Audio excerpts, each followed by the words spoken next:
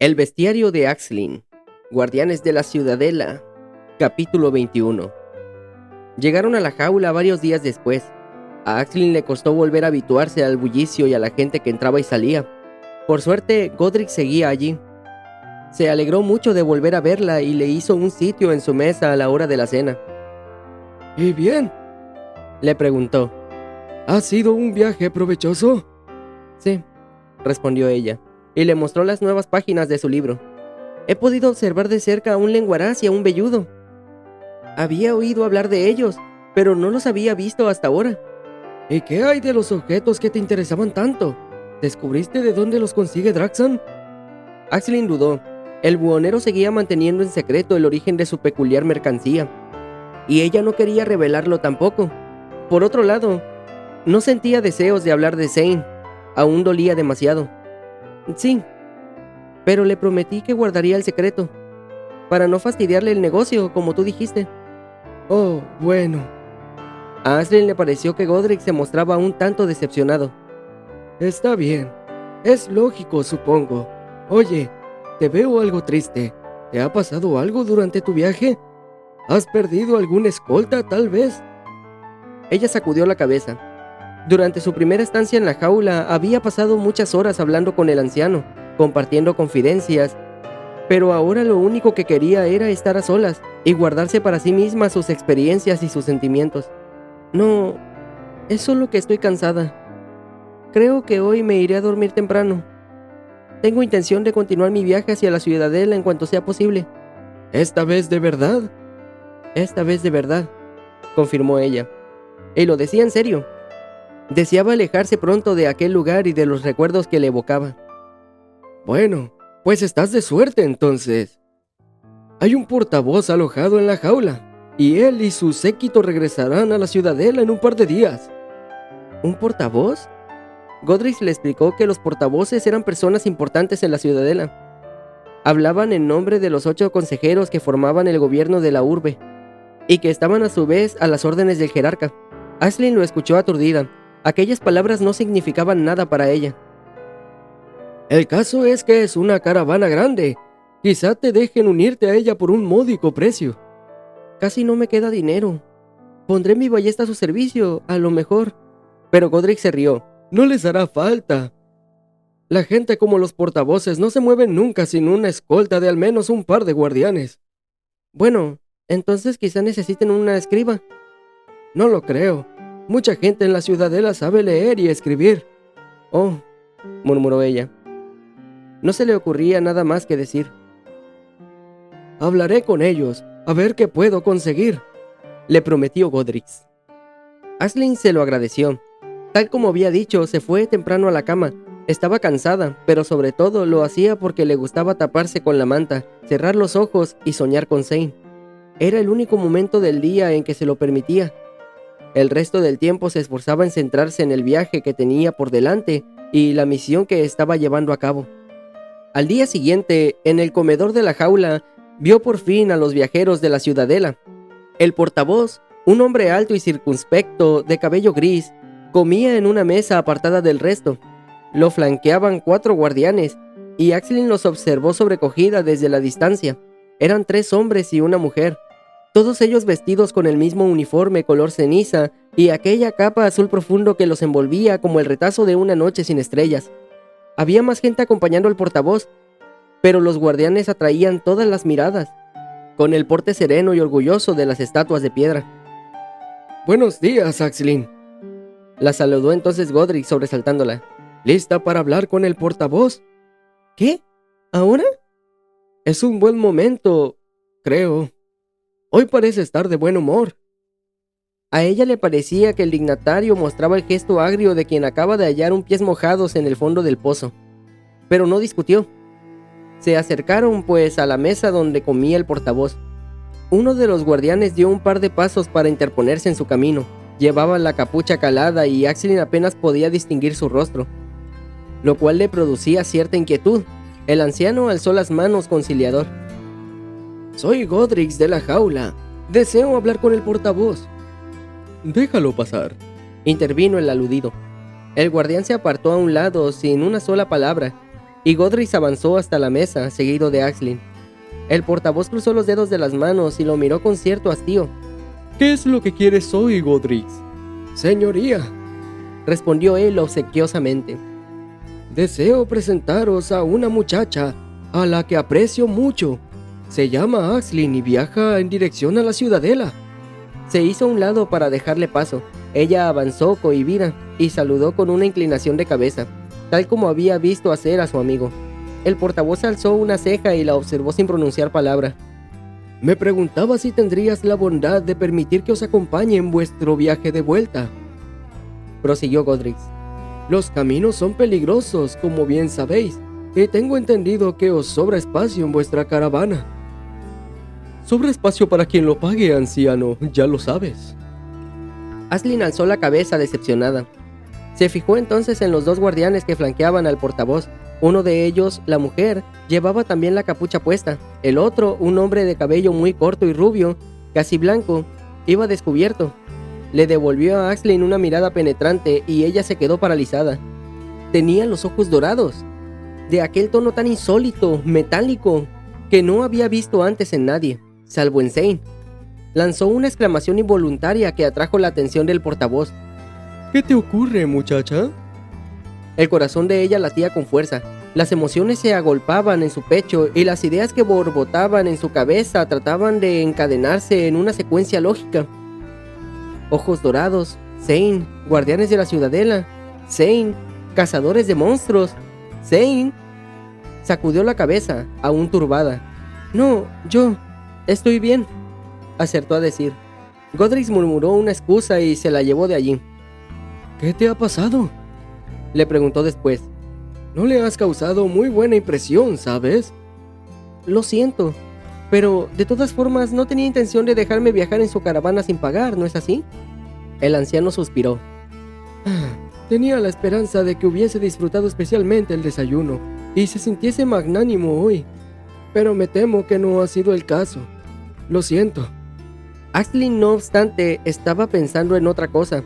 Godrich, ¿es habitual que la gente de por aquí tenga los ojos de un color peculiar? Él frunció el ceño. ¿A qué te refieres? ¿Dorado, tal vez? Oh, veo que te has fijado. Es la marca del guardián, la que lo señala como hombre o mujer extraordinario, capaz de defendernos de los monstruos como nadie más podría. La miró fijamente y preguntó. ¿Acaso has conocido a alguien más que tenga los ojos de ese color? Aisling tardó un poco en responder. No, dijo finalmente. No, ¿qué va? Era solo curiosidad. Decidida a pagarse el viaje hasta la ciudadela, Aisling retomó su actividad como escriba y pasó el resto del día redactando cartas y documentos para los huéspedes. Godrich le pidió su libro para leer las partes nuevas y ella se lo prestó, encantada de que mostrase interés por su trabajo. Cuando se lo devolvió a la hora de la cena, además traía buenas noticias.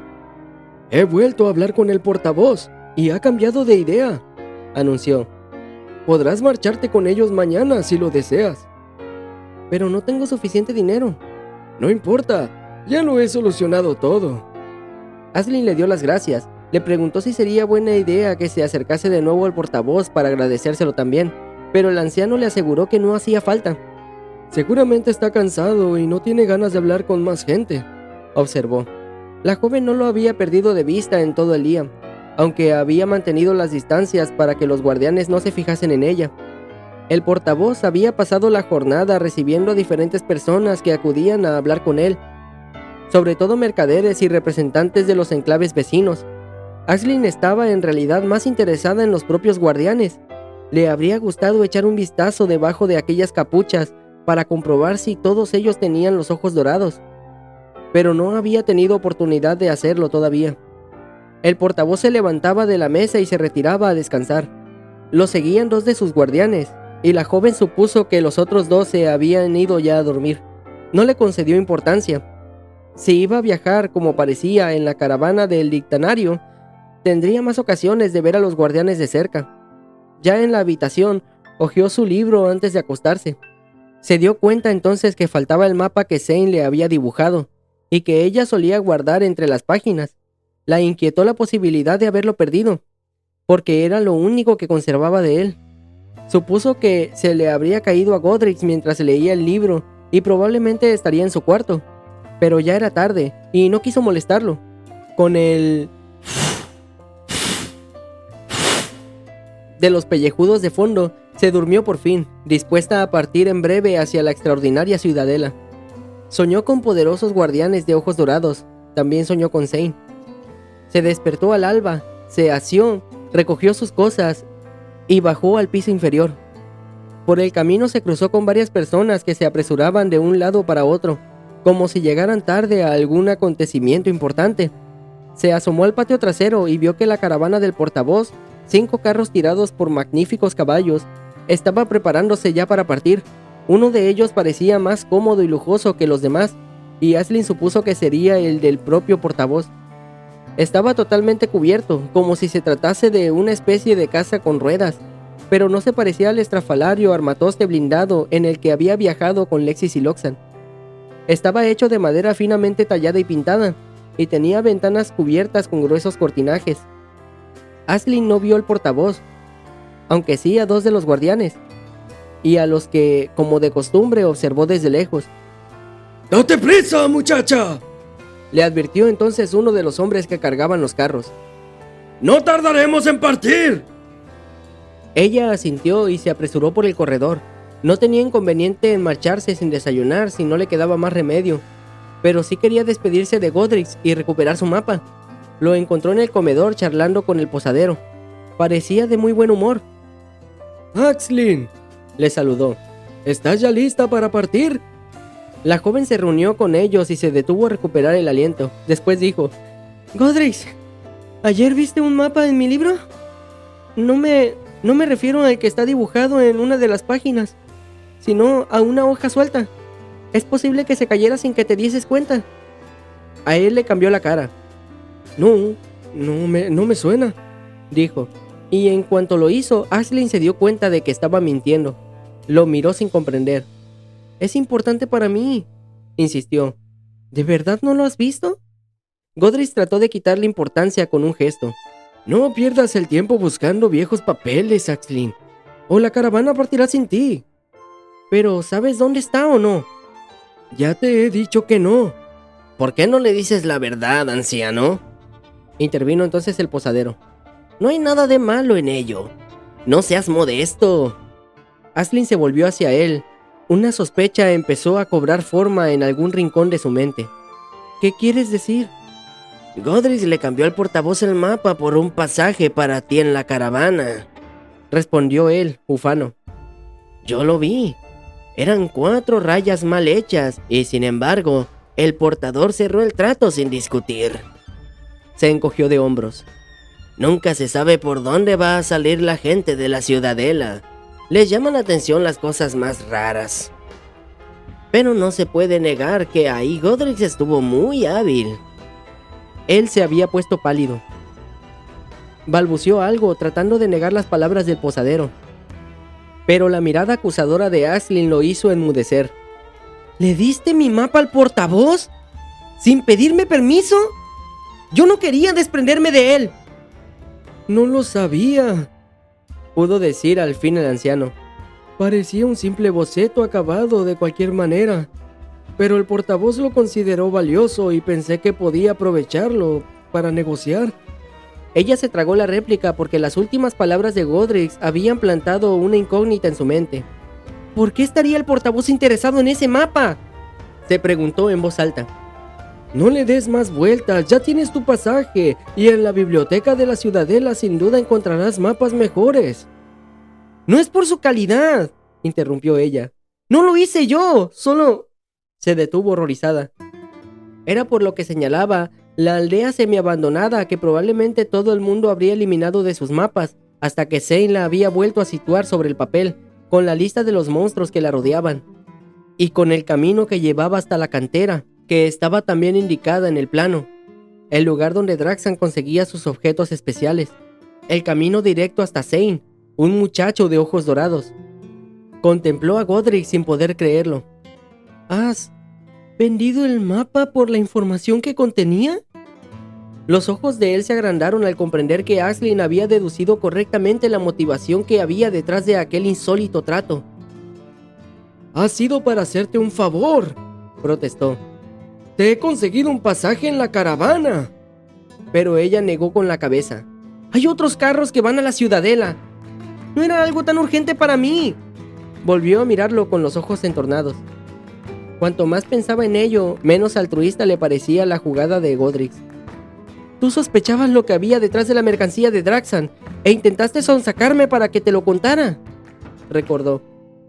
«¿Por qué?» Aisling no había escrito nada sobre Zane en su libro, y por esa razón no había tenido inconveniente en prestárselo a Godrix el día anterior. Pero no había contado con aquel mapa, ni con el hecho de que él atase cabos. Ni mucho menos había imaginado que precisamente Godrix podría estar interesado en localizar a alguien como Zane, por las razones que fueran. El anciano se removió incómodo. «Es un chico joven, ¿verdad?», murmuró. «O quizá una chica. Tiene que serlo. Dario ya lo habrían encontrado hace mucho». ¿Encontrado? Godrix, ¿qué les has dicho? «Le darán un futuro en la ciudadela, Aisling. Le enseñarán a protegernos de los monstruos». Inspiró hondo antes de concluir. «No puede escapar de su destino». Ella retrocedió horrorizada. Si él le hubiese contado desde el principio que los guardianes buscaban personas de ojos dorados para incorporarlas a sus filas, si le hubiese dicho que él también estaba interesado en saberlo, que sospechaba que Draxan tenía tratos con un posible candidato y que quería saber dónde vivía, si le hubiese pedido a Aisling directamente que lo condujese hasta él, tal vez ella no habría dudado de sus buenas intenciones, y ni siquiera en ese caso le habría hablado de Zane, al menos no sin el consentimiento expreso del joven y de su madre.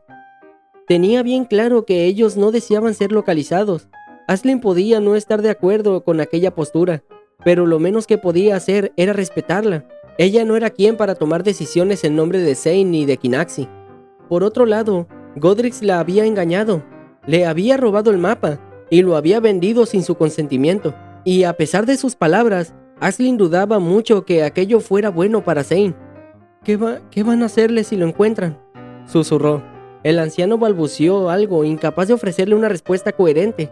Aisling se volvió al posadero, pero consciente de pronto de que su indiscreción había provocado un conflicto entre sus huéspedes, se había retirado oportunamente en dirección a la despensa. «Godrix», insistió angustiada. «¿Qué van a hacerle si lo encuentran?». «Cuidarán de él, Aisling. Le enseñarán a luchar y a servir a la ciudadela». «Pero, ¿y si no quiere acompañarlos?». Él la miró de forma extraña. «¿Si no quiere? Aisling, no hay opción para los guardianes. Nadie elige ser o no ser guardián. Simplemente se es o no se es». Ella era consciente de que todos admiraban a los guardianes de la ciudadela. Sin embargo, si las cosas fuesen como Godrix las pintaba, sin duda Kinaxi no había ocultado a su hijo en una aldea remota precisamente para huir de ellos. Comprendió de pronto. Gimió aterrorizada. «¿Cómo has podido?». Godrix empezaba a sentirse molesto. «Puede que no haya estado bien por mi parte hacer esto a tus espaldas, pero al muchacho no le pasará nada malo. Se convertirá en un héroe y salvará muchas vidas». Aisling negaba con la cabeza, pero no fue capaz de responder. Godrix prosiguió. «¿Recuerdas la historia que te conté sobre el nacimiento de la jaula? No habría sido posible sin los guardianes. Ellos nos protegieron de los pellejudos y contribuyeron a crear un refugio seguro para mucha gente. Y desde entonces han salvado incontables vidas, entre ellas la mía. Tener las capacidades de un guardián y ocultarse del mundo es una actitud tremendamente vaga y egoísta, Aisling. Cualquier joven estaría orgulloso de servir en la guardia de la ciudadela, pero es algo que no está al alcance de todo el mundo. Quizá tu amigo no lo comprenda ahora, pero con el tiempo será consciente de lo valioso que puede llegar a ser en la lucha contra los monstruos». Por alguna razón, a Aisling las palabras de Godrix le sonaban vacías y sin sentido, pero no perdió más tiempo discutiendo con él. «Puede que tengas razón», dijo por fin, «pero sigo creyendo que en todo caso es una decisión que nadie debería tomar por él». Dio media vuelta y salió cogiendo del comedor ante la mirada desconcertada de los demás huéspedes, pero no se entretuvo en dar explicaciones. Debía recuperar aquel mapa. Fin del capítulo 21. Uy, este capítulo se puso interesante, ¿no creen? O sea, chingas. Godrix, un amigo, traicionando. Ah, la madre, qué feo, ¿no? Bueno, nos vemos en el siguiente capítulo. Adiós.